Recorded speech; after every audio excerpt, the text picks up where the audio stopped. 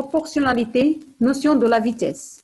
Objectif, savoir la relation entre la vitesse moyenne, la distance et le temps.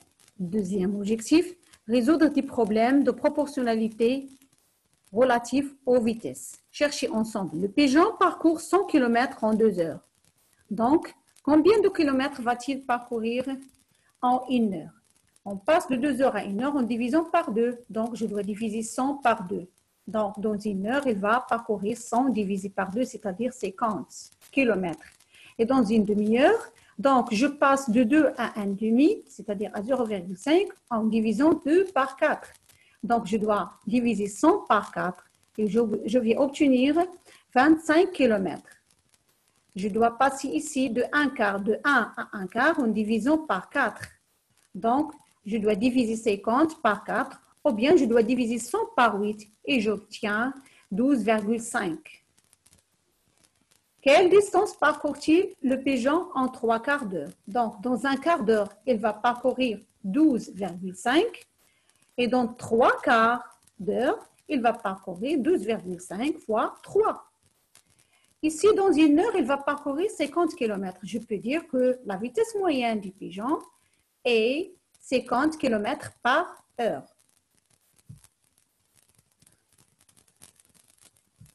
Pour le tableau, donc je vais mettre à chaque, ici les distances, ici les heures. Donc pour 0, c'est 0. Et pour une demi-heure, je vais mettre 25 ici. Pour 1 heure, je vais mettre 50, etc., etc. Et je vais obtenir une droite. Hein? Donc, une droite. Ici, c'est une fonction linéaire.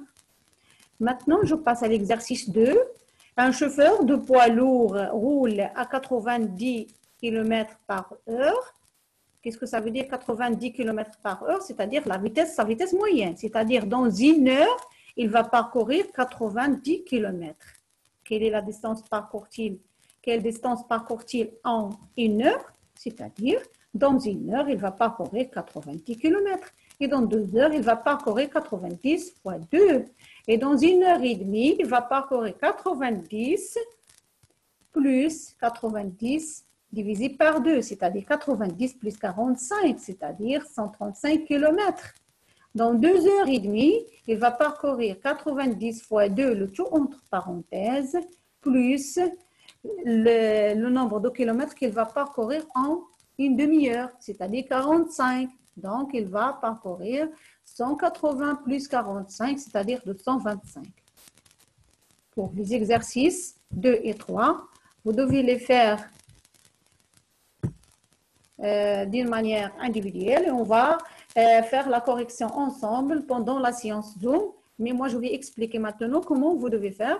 Donc, on va utiliser la première des choses, c'est-à-dire que les grands-parents de Mahira habitent à 15 km de chez elle.